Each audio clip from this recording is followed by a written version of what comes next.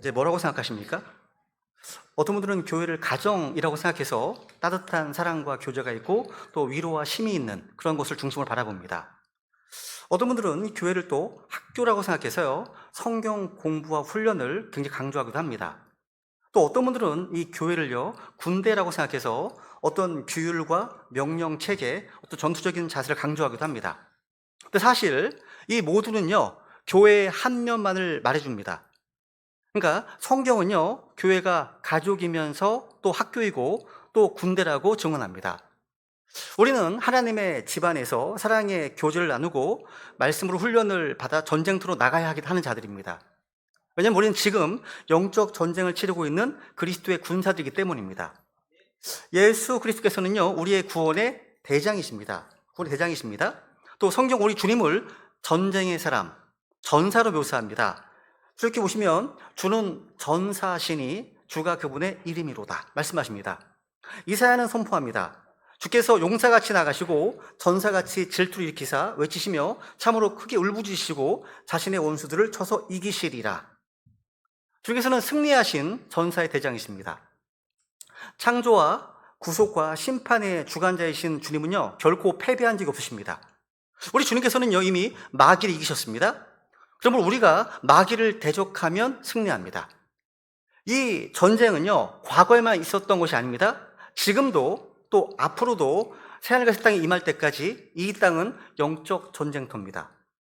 우리는 살과 피의 군대나 정치적 세력으로 싸우는 자들이 아닙니다. 우리는 칼을 들고 총으로 영토를 빼앗는 자들도 아닙니다. 우리는 믿음으로 싸우는 하나님의 군대, 그리스도의 군사들입니다. 그럼 우리는 누구와 싸워야 합니까? 우리가 살아가는 이 세상은요, 그냥 겉으로 보기에는 되게 조용해 보이고 평화로워 보입니다. 하지만 우리 구원받은 성도들에게 있어서 이 세상은 영적 전쟁의 한복판에 서 있는 겁니다. 이 싸움은요, 보이지 않는 세력과의 싸움입니다. 사람과의 싸움도 아니고요, 세상 권력과의 싸움도 아닙니다. 환경과의 싸움도 아닙니다. 마귀와 어둠과 이런 악한 영적 세력들과의 싸움입니다. 에베소 6장 12절 볼까요? 이렇게 말씀합니다. 읽겠습니다. 시작. 우리는 살과 피와 맞붙어 싸우지 아니하고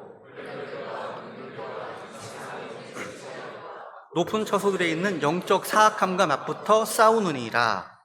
그러니까 우리 성도들의 삶은요, 훈련된 영적 전사로 사는 삶이어야 합니다. 그리스도인은 관람 속에 앉아있는 구경꾼, 관중이 아닙니다.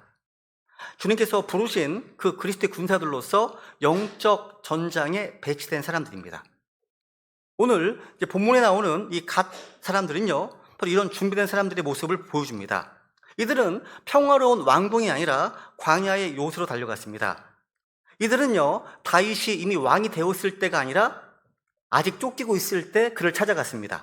이 말은 그들이 왕의 영광이 아니라 왕의 고난에 동참하기 위해 자신을 내어드렸다는 사실입니다. 본문은 이렇게 묘사하고 있죠. 이들은 어떤 사람이냐면 먼저 자신을 분리하고 다윗을 서 광야로 나간 자들이었습니다. 또 힘센 자들이고요, 싸움에 적합한 전사들입니다. 그리고 큰 방패와 작은 방패를 다루는 자들이고요, 그리고 얼굴은 사자 같고 산의 노루같이 빨랐던 그 자들이라고 말씀하고 있습니다.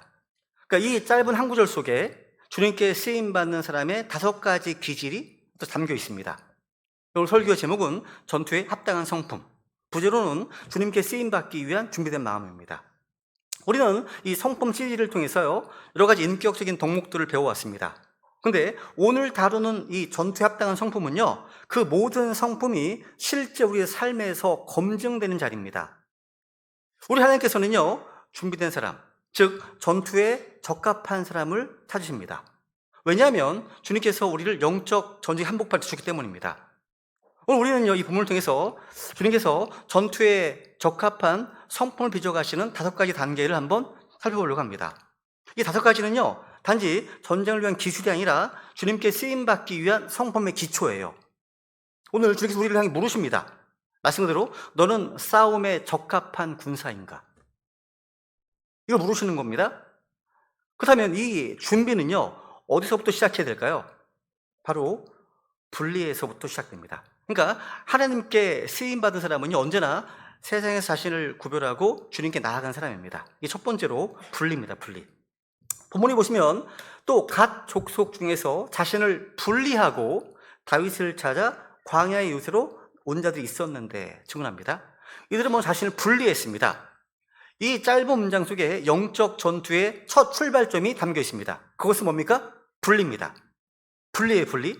이 세상은 분리가 아닌 연합, 하나됨, 일치, 이것을 강조합니다. 근데 성경은 우리 삶에서 중요한 원칙으로서 세퍼레이션, 분리를 반복해서 강조합니다.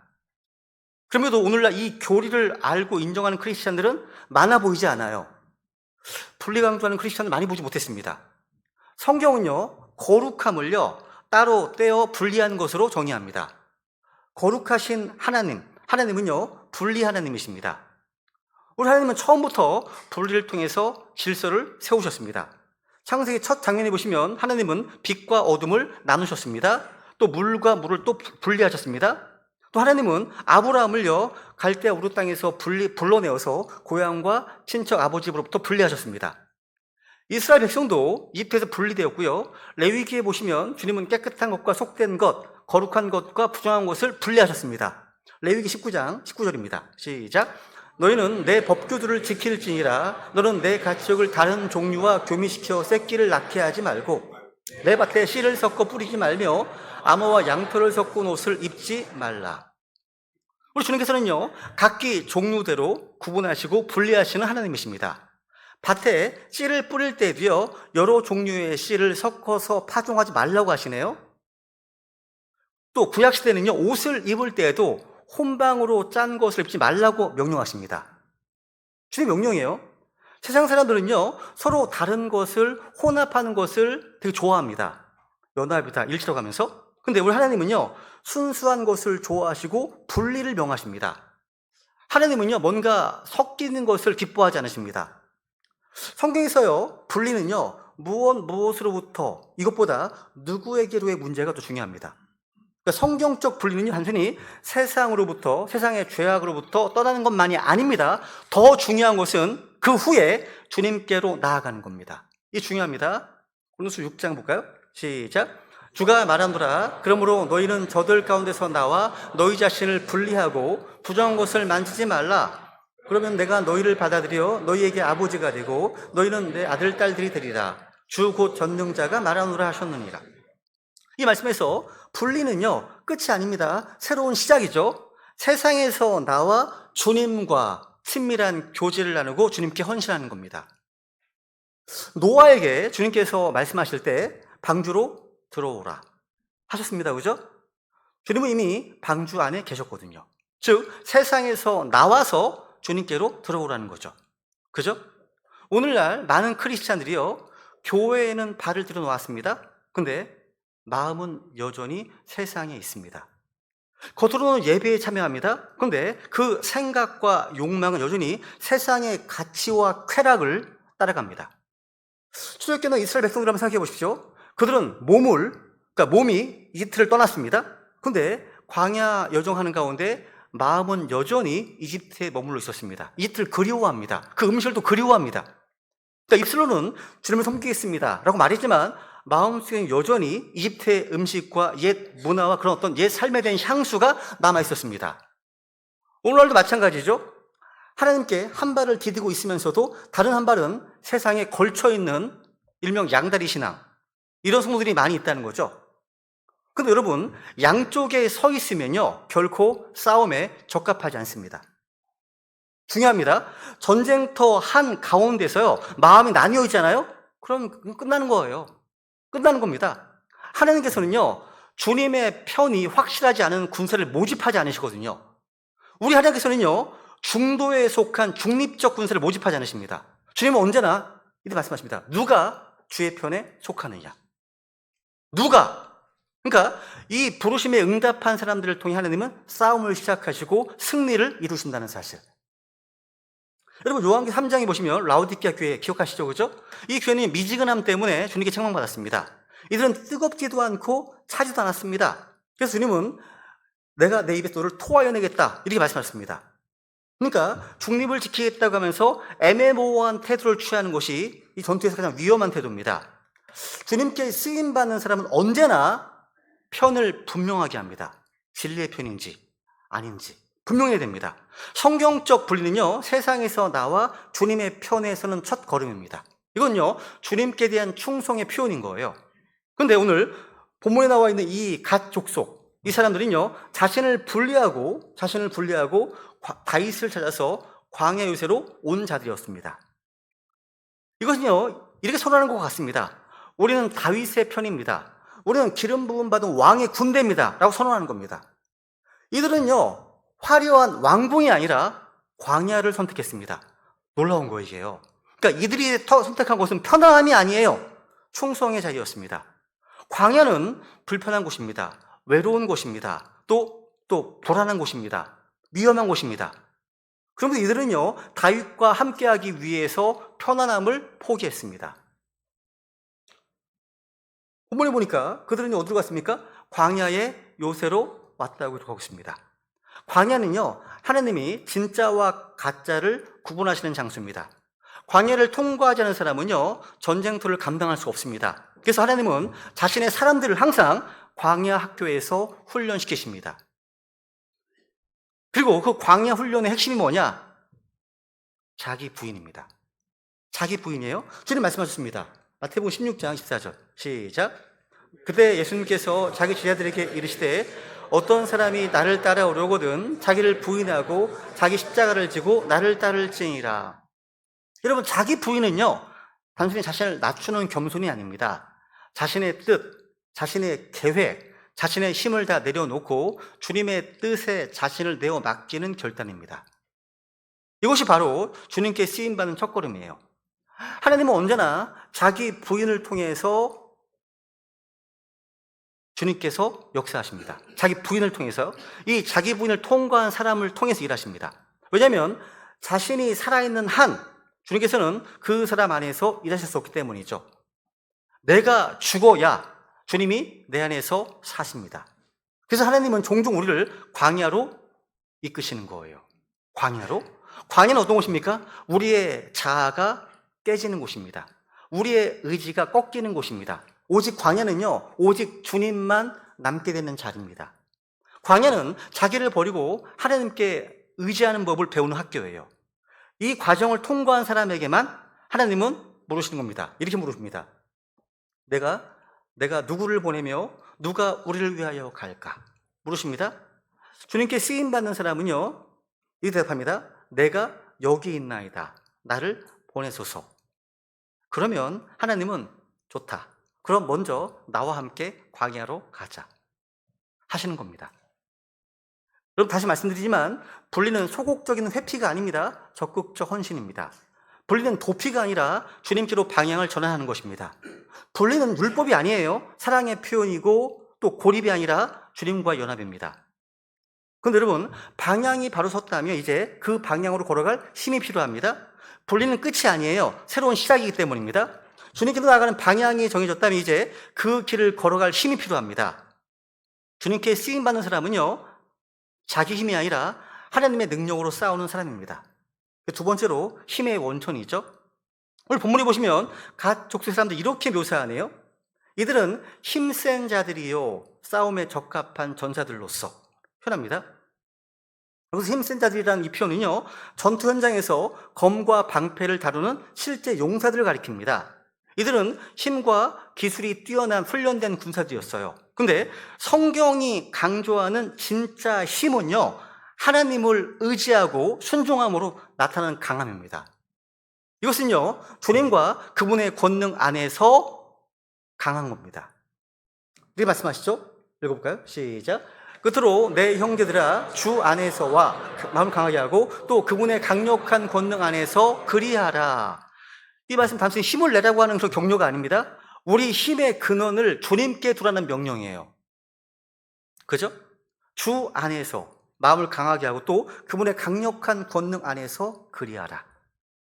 이것은 주님의 능력에 자신을 연결하라는 말이에요. 왜냐하면 우리의 싸움은 살과 피에 대한 싸움이 아니기 때문입니다. 우리의 싸움은 단순히 어떤 다른 사람이나 환경과의 싸움이 아니기 때문입니다. 즉 우리의 적은요, 눈에 보이지 않는 어둠의 세력이기 때문입니다. 그렇기 때문에 우리 인간의 힘으로는 이 전쟁을 감당할 수가 없어요. 그래서 4장에 보시면 이르시되 강력으로 되지 아니하고 능력으로 되지 아니하며 오직 내 영으로 되느니라 말씀하십니다.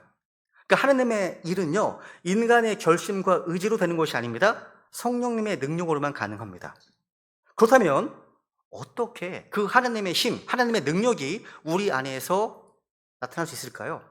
그 키는 바로 복종입니다. 복종입니다. 강한 자가 되려면 먼저 복종하는 자가 되어야 됩니다.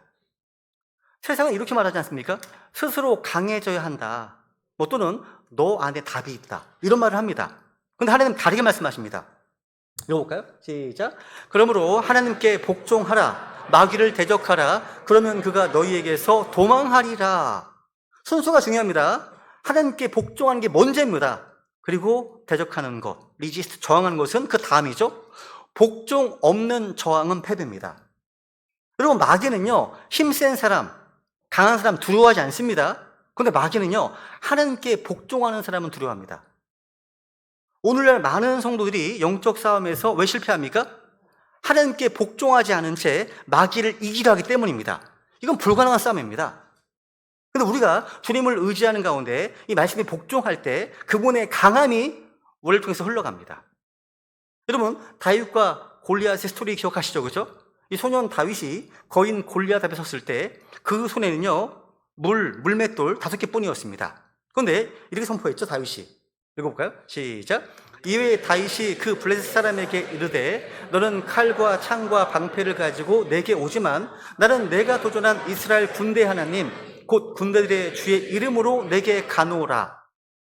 다윗은 자신의 능력을 신뢰하지 않았습니다. 이스라엘 군대 하나님 곧 군대들의 주의 이름을 신뢰하며 나아갔습니다. 다윗이 의지한 것은요, 손의 무기가 아닙니다. 하나님이었습니다. 그래서 다윗이 던진 돌 하나가요, 주님의 손에 붙들린 무기가 되어서 거인을 쓰러뜨렸습니다. 그러니까 승리의 비결은 다윗의 자신감이 아니라 주님을 의지하고 신뢰하는 그 믿음이었습니다. 바울은요, 자신의 고난 가운데 이렇게 고백했죠. 그죠? 내 은혜가 네게 족하도다. 나의 강한 능력은 약한 데서 완전하게 된다. 그리고 이는 내가 약할 그때 강하기 때문이다. 말씀하십니다. 세상은요, 자기 힘으로 홀로 설 수 있는 사람을 강하다고 말합니다. 근데 하나님은요, 자기 힘을 다 내려놓고 주님을 의지하는 사람을 강하게 만드십니다. 하나님이 원하시는 강함은요, 주님을 온전히 의지할 때 드러나는 힘입니다. 그래서 하나님은 때로 우리를요, 약하게 하십니다. 약하게 만드시는 거예요. 우리의 자만심을 꺾고요, 우리가 쓸 수 있는 모든 가용 자원을 다 텅 비게 하시기도 합니다. 왜요? 그 안에 하나님의 강하심, 능력이 자리할 공간을 마련하시기 위해서요. 그래서 우리가 약할 때 하나님은 강하게 일하시는 겁니다. 우리가 내려놓을 때 하나님은 우리를 들어 올리십니다. 우리가 끝날 때 하나님은 시작하시는 거예요. 여러분, 주님께 쓰임받는 사람의 강함은요, 주님을 얼마나 의지하느냐에 비례합니다. 내가 주님을 얼마나 신뢰하느냐, 이것이 내가 얼마나 강한 사람인지를 결정하는 겁니다. 주님께서는 세상 기준에 힘센 사람을 찾지 않으십니다. 하나님은 자신을 철저히 의지함으로 주님 안에서 강한 사람을 찾으십니다. 그러니까 주님을 의지한다는 것은요, 그냥 마음으로만 믿습니다. 여기서 이렇게 고백하는 데서만 멈추지 않습니다. 주님께 의지하는 믿음은요, 실제 전투의 기술로 나타나야 됩니다. 세 번째 대지인데요, 믿음은 실전에서 훈련되고 훈련은 무기를 다루는 법을 배우는 데서 시작합니다. 세 번째입니다. 주님께 쓰임받는 사람은요, 무기를 숙련된 손으로 다루는 사람이에요. 아무리 마음이 뜨겁고 열정이 있어도요, 무기를 제대로 사용할 줄 모르면요, 전쟁에 승리할 수가 없습니다. 그죠? 영적 전쟁에서는요, 의지뿐만 아니라 훈련된 손이 필요하기 때문에. 본문은 이렇게 말합니다. 이 가쪽 속, 이 사람들은요, 큰 방패와 작은 방패를 다룰 수 있는 자들이더라 라고 되어 있습니다. 여기서 큰 방패와 작은 방패는요, 단순히 무기의 종류일 뿐만 아니라 전투 상황에 따라서 사용할 수 있는 어떤 숙련도를 상징합니다. 이들은요, 무기를 가지고만 있지 않았습니다. 이들은 무기를 다룰 줄 아는 사람들이었습니다. 여기서 핸들이라는 단어는요, 손에 익은, 훈련된, 실제로 사용할 줄 아는 사람들이란 말이에요. 여러분, 주님께서는요, 무기를 소유한 자가 아니라 사용할 줄 아는 사람들을 쓰십니다. 오늘날 많은 성도들이 영적 전쟁에서 공격용 무기인 이 성경을 소유하고 있습니다. 그런데 이 말씀을 전쟁의 무기로 사용하는 사람은 많아 보이지 않습니다. 히브리서에 보시면 이런 말씀이 있죠. 하나님의 말씀은 살아있고 권능이 있으며 양날에서 어떤 검보다도 예리하여 라고 말씀하십니다. 그러니까 하나님의 말씀은 검입니다. 예리한 검이에요. 이 검을 책상 위에만 두면 아무 힘도 없어요. 이걸 손에 쥐고 실제로 사용할 때만 전쟁의 무기가 되는 거죠. 오늘날 지역교회 모습 보면 이런저런 지식은 많습니다. 근데 숙련은 부족해요. 성경 공부는 많이 합니다. 그런데 성경 실전은 부족해요. 말씀은 많이 안다고 하는데 그 말씀으로 싸울 줄은 모르는 거죠. 주께서는요, 말씀을 아는 자가 아니라 말씀을 사용하는 자를 찾고 계십니다. 그러한 자들이 싸움에 적합한 전사들이기 때문입니다. 오늘 본문에 보시면요, 큰 방패와 작은 방패가 나오죠? 이 큰 방패는 뭐예요? 온 몸을 방어하는 무기예요. 에베소 6장에 보시면요, 6장에 보시면 모든 것 위에 믿음의 방패를 취해 그것으로 너희가 능히 그 사악한 자의 모든 불화살을 끄며. 여러분, 큰 방패는요, 온몸을 방어하는 무기예요. 적의 공격이 쏟아질 때 우리 온몸을 덮는 보호막이죠. 이 큰 방패는 믿음입니다. 믿음은 감정이 아닙니다. 하나님의 말씀을 믿고 신뢰하는 태도죠. 사탄은 항상 의심의 화살을 쏩니다. 정말 주님이 나를 사랑하실까? 이 말씀이 진짜일까? 너가 그럴 자격이 있나? 등등. 그때 믿음의 방패가 없으면요, 그 불화살은 우리의 심장을 꿰뚫을 수 있습니다. 믿음의 방패는요, 주님께서 말씀하셨으니까 나는 믿습니다. 주님께서 약속하셨으니까 나는 흔들리지 않습니다. 이런 확신의 방패입니다. 그럼 작은 방패는 뭐예요? 작은 방패. 작은 방패는요, 근접전에서 사용되는 민첩한 무기입니다. 적이 가까이 접근할 때 즉각적으로 대응하기 위한 거죠. 이건요, 이 작은 방패는 말씀 암송과 기도, 이렇게 생각하면 좋겠습니다. 말씀 암송과 기도. 여러분, 멀리 있는 공격은 믿음으로 이제 막지만 가까운 유혹은 즉시 말씀과 기도로 대응해야 됩니다. 주님께서 광야에서 이제 마귀의 시험 받으셨을 때 주님께서는 좀 기다려보자 말씀하지 않으셨습니다. 즉각적으로 말씀으로 응수하셨습니다. 어떻게 해요? 기록된 바, 다시 기록된 바, 또 기록된 바. 예수께서는요, 이렇게 즉각적으로 말씀으로 반응하셨는데 이것이 바로 작은 방패의 힘이에요. 그럼 기도는 뭐예요? 기도는요, 이거 같아요. 전장의 커맨드 라인, 지휘 통신선과 같은 겁니다. 무슨 얘기예요? 기도는요, 하나님의 왕자와 전쟁터를 연결하는 하늘 본부와의 교신인 거예요. 우리가 무릎을 꿇을 때 하늘의 본부가 움직입니다.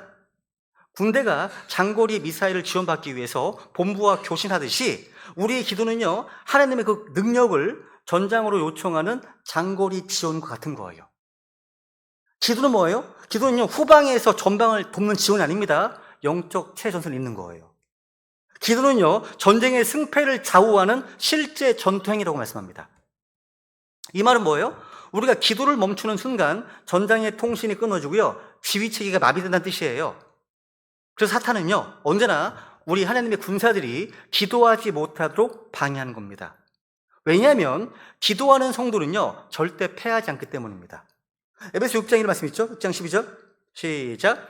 모든 기도와 간구로 성령 안에서 항상 기도하며 모든 성도들을 위해 모든 인내와 간구로 그 일에 깨어있고. 여러분, 기도는요, 하늘의 폭격 요청입니다. 여러분, 우리가 무릎 꿇는 순간 하늘의 명령이 떨어집니다. 주님께서는 우리의 기도를 통해서 눈에 보이지 않는 곳에서도 멀리 떨어진 곳에서도 일하십니다. 그래서 저는요, 말씀을 준비하면서 기도합니다. 오늘 이 말씀을 들으시는 지체들이, 또 그 지체들이 미국에 있든 호주에 있든 그 성도들의 마음 깊은 곳까지 이 말씀 다시 떨어져서 굳은 마음을 깨뜨리고 각성과 도전이 일어나도록 하늘 본부에 폭격 요청을 주님께 드리는 겁니다. 그게 기도예요. 그래서 여러분, 기도를 단순히 어떤 형식이나 예배 순서 중 하나로 여기지 마십시오. 기도는요, 전장의 통신이며 적진을 흔드는 영적 폭격과 같은 겁니다. 여러분, 기도 없는 교회는요, 탄약이 없는 부대 같습니다. 총은 있는데 장전되지 않은 상태라는 겁니다. 기도가 없는 성도는요, 하늘과의 소통이 끊긴 병사와 같습니다. 기도가 끊기면 하늘의 명령이 끊긴 거예요. 근데 그것으로 끝이 아닙니다. 무기가 있어도요, 훈련이 되어 있지 않아서 그 무기를 다룰 수가 없다면 그 무기는 쓸모가 없죠. 장식품이죠, 그냥. 그죠? 히브리서 5장에 이런 말씀이 있습니다. 읽어볼까요? 시작. 시간 면에서 보자면 너희가 가르치는 자들이 되어야만 하는데,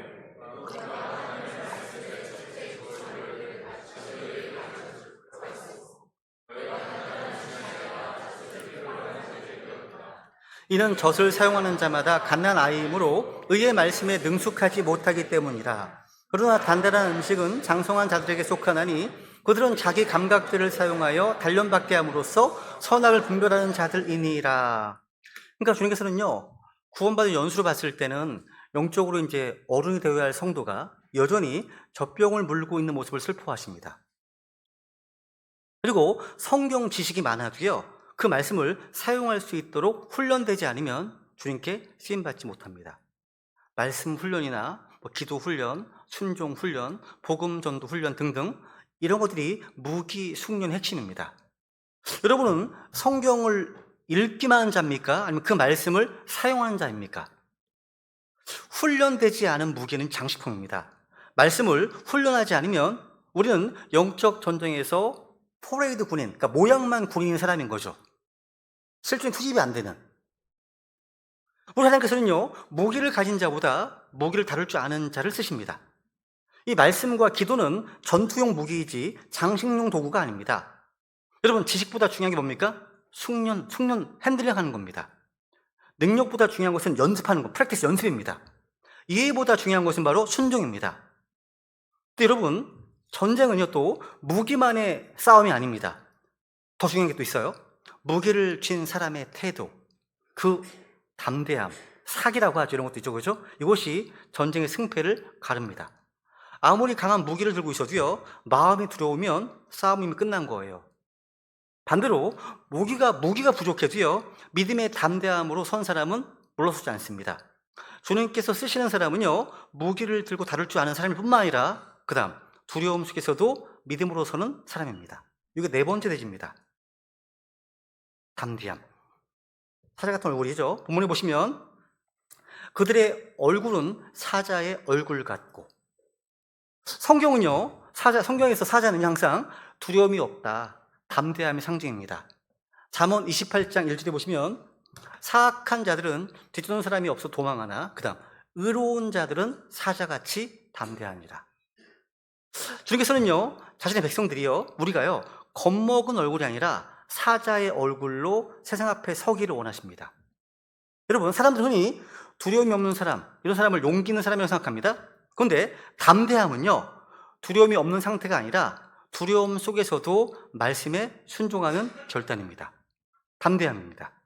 다윗이 여러분 골리앗 앞에 섰을 때 인간적으로 두렵지 않았던 것이 아닙니다. 다만 하나님을 더 크게 본 것뿐이었습니다. 다윗의 눈에는요, 골리앗의 커다란 칼보다 하나님의 손과 그분의 말씀이 더 크게 보였던 겁니다. 그게 믿음의 담대함입니다. 히브리 11장의 믿음의 영웅들 마찬가지예요. 다 우리 같은 연약한 사람들이었습니다. 이들 두려움을 느꼈습니다. 하지만 이들은 두려움에 머물지 않고 믿음을 선택했습니다. 이들은 두려움이 없어서 담대했던 것이 아닙니다. 믿음이 더 컸기 때문에 담대할 수 있었습니다. 두려움은 인간의 본능이지만 믿음은 그 본능을 넘어서는 의지적 결단입니다. 담대함은 감정이 아닙니다. 결단의 열매고요, 순종의 결과입니다. 주님을 신뢰로 결정한 그 한 번의 선택이 그들을 두려움 속에서도 나아가게 했다는 사실. 이 말 다시 보세요. 의로운 자들은 사자같이 담대하니라. 담대함의 근거가 뭡니까? 성격이 아니에요. 의로운 자라고 하는 우리의 신분입니다. 무슨 얘기예요? 우리는 우리 자신의 의가 아니라 예수 그리스도의 의로 덧입혀졌습니다. 로마서 8장에 보시면 그러므로 이제 그리스도 예수님 안에 있는 자들에게는 결코 정죄함이 없나니. 여러분, 정죄의식은 두려움을 낳고요, 예수 그리스도를 믿음으로 의롭다 인정받은 자들은 그 칭의의 확신은 담대함을 낳습니다. 자신의 의로 서는 사람은 언제나 불안합니다. 근데 예수 그리스도의 의로 서는 사람은 사자처럼 담대합니다. 사탄은요, 우리에게 다가와서 야, 너 같은 사람이 무슨 자격으로? 이렇게 속삭입니다. 그때 우리는 이렇게 선포해야 됩니다. 나는 내 이름이 아니라 예수 그리스도의 이름으로, 예수님의 보혈의 공로로 서 있다고 말합니다. 이 복음이죠. 복음입니다. 이 복음이 담대함의 근거인 거예요. 그죠? 여러분, 다니엘 3장에 보시면요, 사드락과 메삭, 아벳네고가 등장하죠. 이들은 느부갓네살 왕 앞에서 이렇게 보겠습니다. 읽어볼까요? 시작. 오 왕이여, 일이 그리 될지라도 우리가 섬기는 우리 하나님께서 맹렬히 불타는 용광로에서 우리를 구출하실 수 있으며 그분께서 왕의 손에서 우리를 구출하실이다. 그러나 그분께서 그리하지 아니하실지라도 오 왕이여, 우리가 왕의 신들을 섬기지 아니하 왕께서 세우신 그 명상에게 경배하지도 아니할 줄을 왕께서는 아시옵소서 하니라. 이들은요, 결과의 어떤 여부보다 하나님에 대한 믿음을 붙들었습니다. 주님이 구출하시든 아니시든 순종하겠다는 결단, 이게 바로 사자의 얼굴입니다. 이게요, 다니엘도요, 사자 얼굴에 던져졌지만 사자보다 더 담대한 다니엘을 하나님은 보호하셨습니다. 그러니까 여러분, 담대함은 환경의 문제가 아니라 하나님과 나와의 관계의 문제입니다. 주님이 나와 함께 하신다는 인식이 깊을수록요, 두려움은 약해지고 담대함은 강해집니다. 사실 두려움은요, 마귀의 가장 강력한 무기 중 하나예요. 디모데서 1장에 보시면요, 이는 하나님께서 우리에게 두려움의 영을 주지 아니하시고 말씀하십니다. 두려움은 마귀가 던지는 연막탄과 같습니다. 그 연막 속에서 우리 성도들은요, 하나님을 보지 못하고 주님의 능력을 보지 못하고 오직 자신의 무력함만을 바라보게 됩니다. 그래서 마귀는 성도를 패배시키기보다 먼저 겁먹게 하는 거예요. 왜냐하면 겁먹은 군사는 싸우기도 전에 이미 진 것이기 때문에. 그래서 마귀의 음성은 언제나 야, 넌 못해, 넌 약해, 넌 실패할 거야, 속삭이는 겁니다. 근데 하나님의 말씀은 뭡니까? 이거예요. 내가 너와 함께 한다, 내가 너를 강하게 한다, 내가 너를 도와주겠다, 내가 너를 떠받쳐주겠다, 이 하나님의 말씀입니다. 그리고 이 담대함은 사도행전에 보시면 복음을 증거할 때 얼굴이었습니다. 두려움은 우리 입을 다물게 하지만 담대함은 입을 열게 해줍니다. 사도행전 4장 13절 볼까요? 13절 시작. 그런데 저들이 베드로와 요한의 담대함을 보고 그들이 배우지 못해 무식한 사람인 줄로 알았으므로 이상히 여겼으며 또 그들에 대해, 즉 그들이 예수님과 함께 있었던 것에 대해 알게 되었고, 사람들이 놀란 것은요, 그들의 학식이 아닙니다. 탁월한 언변이 아니었습니다. 무엇입니까? 그들의 담대함이었습니다. 이들은 매를 맞고 감옥에 갇히고 위협을 받아도 물러서지 않았습니다. 이들이 이렇게 담대할 수 있었던 이유가 뭡니까? 단 하나입니다. 그들이 예수님과 함께 있었기 때문입니다. 그들의 얼굴에는요, 두려움 대신 주님과 함께한 어떤 담대함, 그 확신, 평안이 있었습니다. 그리고 세상은요, 그들의 담대함 속에서 예수님을 본 거예요. 그들이 예수님과 함께 있었다는 사실이 그들의 태도와 표정과 말투와 행동을 통해서 드러난 거예요. 그게 이상한 거죠. 그죠? 오늘날 세상에 필요로 하는 것은요, 화려한 언변의 설득력이 아닙니다. 사자 같은 담대한 얼굴입니다. 진리의 말씀을 두려움 없이 선포하는 용기, 그게 사자의 얼굴입니다. 우리 하나님께서는요, 겁먹은 군사가 아니라 사자의 눈빛으로 세상을 바라보는 군사를 찾고 계십니다. 이제 겁먹은 얼굴 내려놓고 믿음의 얼굴로 서십시오. 그리스도의 군대는요, 사자의 얼굴로 세상 앞에 서고요, 하늘의 확신으로 어둠을 이기는 자들입니다. 그리고 오늘 본문에 보시면요, 사자처럼 담대한 사람은요, 또한 노루처럼 신속하고 견고한 사람이어야 합니다. 왜냐하면 믿음의 싸움은 한 번의 결단으로 끝나지 않기 때문이에요. 하나님은 순간적인 열정보다 꾸준한 순종을 기뻐하십니다. 그래서 주님께 쓰임받는 이 성품의 5번째 특징이 뭐냐? 신속함과 견고함, 즉 즉시 순종하고 끝까지 지속하는 믿음입니다. 보세요. 오늘 보시면요, 본에 보시면 그들은 마치 산의 노루같이 빨랐더라. 성경은요, 노루나 암사슴의 발걸음은요, 단순히 빠르다는 의미를 넘어서요, 민첩하면서도 미끄러지지 않는 확실한 걸음, 즉 신속함과 견고함이 공존하는 발걸음을 상징합니다. 하박국 당은 이렇게 증언하고 고백합니다. 3장 19절.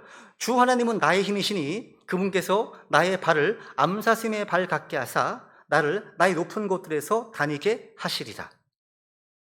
이 고백은요, 단순히 빨리 움직인다는 의미만이 아닙니다.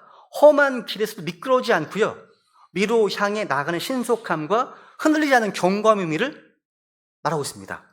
그러니까 주님께 쓰임받는 사람은 이 두 가지가 함께 있어야 돼요. 첫 번째 뭡니까? 신속함. 말씀에 즉시 반응하는 순종입니다. 노루는요, 산에서 머뭇거리지 않습니다. 위험을 감지하면 즉시 반응합니다. 그죠? 즉시 반응합니다. 그러니까 순간적인 방향 전환이 탁월해요.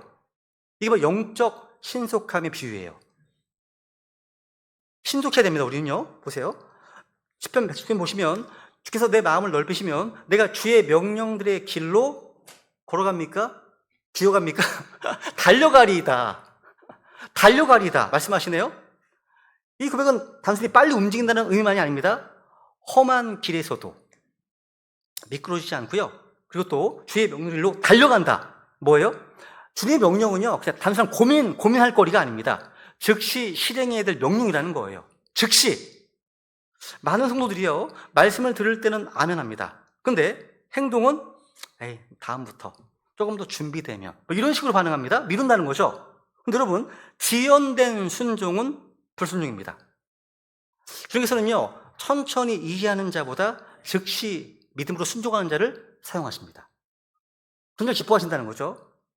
오늘 주님께서 마음에 어떤 감동을 주셨다면 그걸 미루지 마세요. 복음을 전하라는 감동이 주어졌다면 바로 전하십시오. 전화하시고 연락하시고 만나시라는 거죠. 용서라는 감동이 주어졌다면 오늘 마음을 여십시오. 그죠? 신속한 순종 곧 믿음의 반응인 겁니다. 이것만 아닙니다. 노루는요, 빠를 뿐만 아니라 험한 절벽에서 또 미끄러지지 않습니다. 그 노루의 발은요, 높은 절벽과 바위 틈에서 정확히 설 자리를 압니다. 결코 헛디지 않습니다. 저 못 봤어요. 제가 주로 봤던 그 방송이 뭐냐면 동물의 왕국이거든요.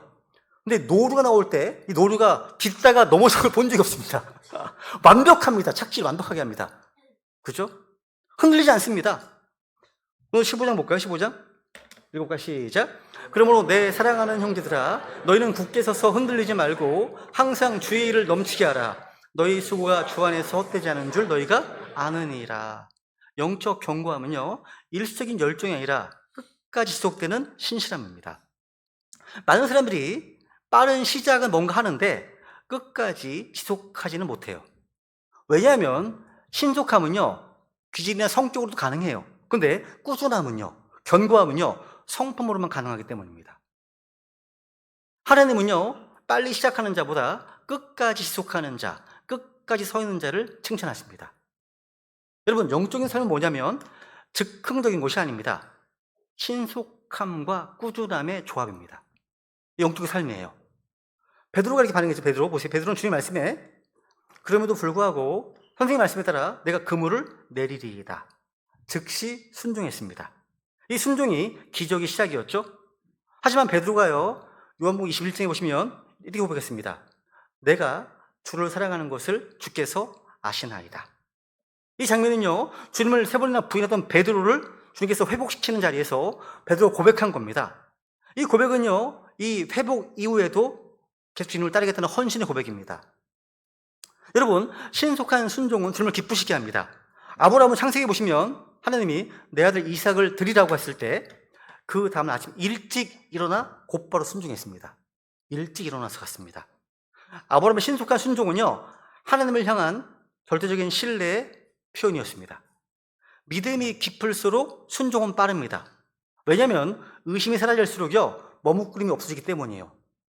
반대로 의심이 많을수록 순종은 느려집니다. 그런데 하나님은요, 즉시 순종하는 사람을 통해서 신속히 일하십니다. 하나님께서는요, 우리 순종의 속도에 맞춰 일하십니다. 순종이 지체되면요, 하나님의 역사의 때도 늦어지는 거예요. 여러분, 신속함은 순종의 첫걸음이고요, 견고함은 순종의 완주입니다. 한쪽만 있으면 균형을 잃습니다. 즉시 순종으로 시작하고요, 끝까지 인내로 완주하는 것, 이게 바로 하나님께 쓰임받는 전사의 발걸음입니다. 주님께 쓰임받는 자는 이렇게 즉시 순종하고 끝까지 견디는 사람, 빨리 반응하고 끝까지 버티는 사람인 겁니다. 이들은 산의 노루처럼 험한 곳에도 미끄러지지 않고요. 주께서 이끄시는 곳이라면 직접 달려갑니다. 이제 말씀을 정리해 보겠습니다. 하나님은 오늘도요, 이 전투에 합당한 사람을 찾고 계십니다. 하나님을 찾으시는 사람은요, 단순히 열정적인 사람이 아니라요, 세상으로부터 분리된 사람, 주님을 의지함으로 강한 사람, 말씀과 기도에 능숙한 사람, 두려움 대신 믿음으로 담대한 사람, 그리고 신속히 순종하며 끝까지 견디는 사람입니다. 이들이 바로 주님께 쓰임받는 사람들입니다. 오늘 이 말씀은요, 우리에게 묻고 있습니다. 지금 여러분은 지금 영적 전투에 적합한 사람이십니까? 나는 지금 세상에서 분리되어서 주님의 편에 서 있으십니까? 나는 지금 말씀과 기도라고 하는 이 무기를 능숙하게 다룰 줄 아십니까? 나는 지금 사자의 얼굴처럼 담대하게 서 있습니까? 나는 지금 산의 노루처럼 즉지순종하고 끝까지 견디고 있습니까? 모두씩 묻고 계십니다. 하나님은요, 완벽한 사람을 찾는 곳이 아닙니다. 준비된 사람, 전투에 합당한 사람을 찾으십니다. 여러분, 이 전투의 승리는요, 우리 힘으로 되는 것이 아닙니다. 혹시 이 말씀 들으시는 분 가운데 아직 구원받지 못한 분이 계십니까? 이 세상은 눈에 보이지 않는 영적 전쟁터입니다. 이 싸움은 선과 악의 싸움이고요, 생명과 사망의 싸움입니다. 그리고 그 전쟁의 승패는 예수 그리스도 안에서 이미 결정되었습니다. 예수님께서 십자가에서 피 흘려 죽으시고 삶에 다시 부활하심으로 죄와 사망과 마귀의 권세를 이미 이기셨습니다. 성경은 증언합니다. 그분께서 죽음을 통해 죽음의 권능을 가진 자 곧 마귀를 멸하시고, 주님께서는요, 우리의 죄값을 완전히 치르시고요, 다시 부활하심으로 영원한 승리의 주가 되셨습니다. 이제 문제는 뭡니까? 여러분이 어느 편에 서느냐 하는 겁니다. 주 예수님의 편이십니까? 아니면 세상의 편이십니까? 중도가 없어요. 없습니다. 예수님이 말씀하십니다. 나와 함께 하지 아니하는 자는 나를 반대하는 자요. 말씀하십니다. 그럼 여러분, 지금 이 시간 예수 그리스도 나오십시오. 주께서 부르고 계십니다. 그 구원의 부르심에 응답하는 가운데 예수님을 자신의 구원자와 주님으로 믿으시겠다고 결단하시기 바랍니다. 그 믿음에 결단하는 순간 여러분은 구원받게 되고요, 영광스러운 하나님의 군대에 바로 합류하게 됩니다. 주님께서는 여러분을 하나님의 자녀로 받아주시고요, 이 전투의 전열에 세워주십니다. 한 번도 패하지 않는 주님의 군대예요. 여러분, 우리 하나님께서는요, 완벽한 사람을 찾고 계신 곳이 아닙니다. 주님께서는 포레이드 군인을 찾고 계신 곳이 아닙니다. 실제 영적 전쟁의 한복판에 설 수 있는 진짜 그리스도의 군사를 찾고 계십니다. 주님께서는 분리된 사람, 복종하는 사람, 목을 높게 다루는 사람, 또 담대한 사람, 또 신속히 순종하고 끝까지 견디는 사람, 바로 그런 사람을 찾으십니다. 우리 오늘 이 시간 다윗을 따랐던 이 갓족처럼 우리 배단자들 모두가요, 세상으로부터 분리되어서 주님의 편에 서서 말씀과 기도라고 하는 그 무기를 잘 다루고 사자처럼 담대하고 노루처럼 신속하고 견고히 될 수 있도록 결단하심으로 우리 모두가 영적 전투에 합당자 될 수 있도록 이 시간 주님께 은혜를 구하겠습니다. 기도하겠습니다.